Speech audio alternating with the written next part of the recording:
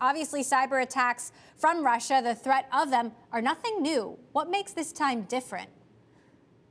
Well, I think right now, President Putin is looking at his options of how do I take over eastern Ukraine. It's clear that moving 100,000 troops on the border is a significant statement by him that he's serious about this. I think he's still weighing his options.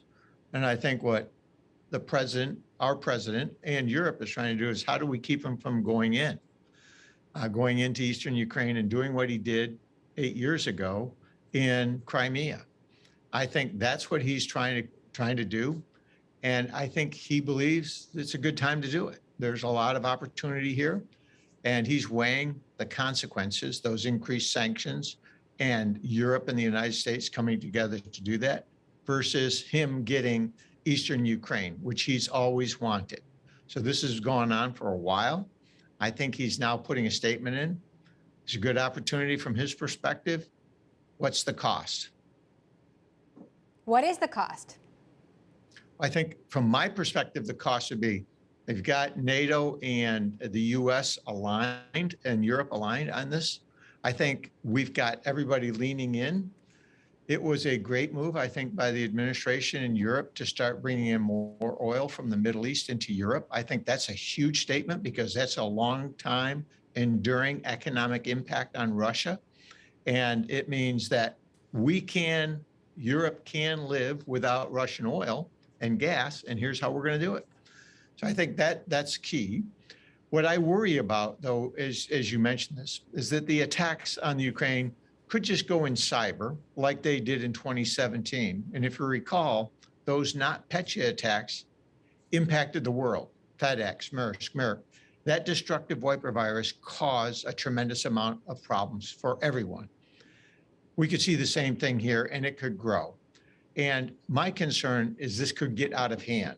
Cyber is an element of national power. It's one element, and as soon as it escalates, we have a problem. That's what I would be most concerned about from my former time.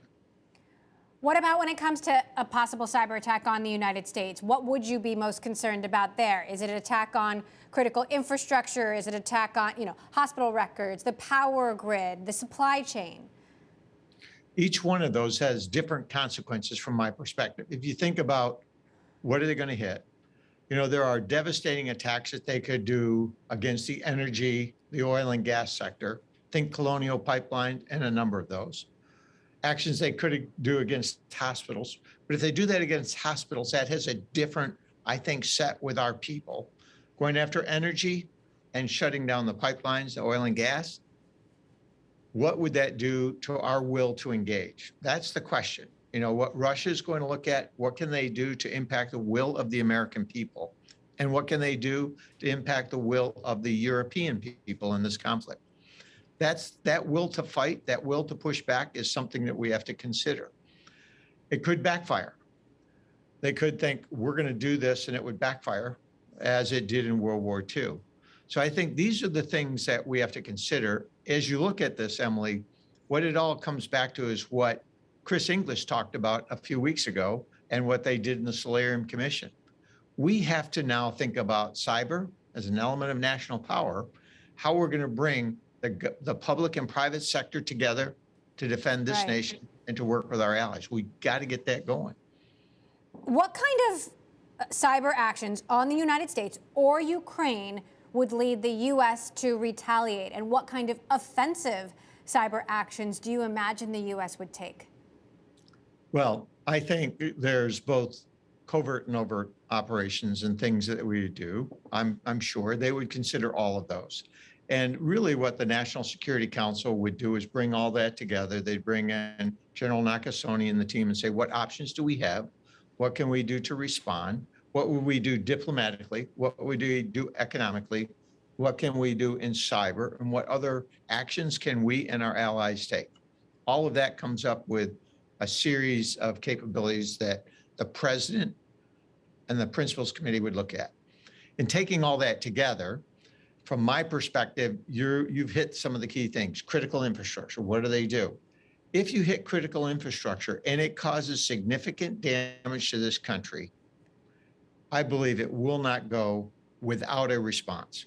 And what that response would be is where the president has a choice, and the Secretary of Defense. They can get together and say, what are we going to do? And each of those, the calculation has to go, we don't want another war, but we can't let people like President Putin just take over countries like they did Crimea. And we are going to see multiple sites of this, Emily, and we're seeing it in the Middle East and you're seeing it in Asia. And this is a really tough time. And I believe it's going to get worse.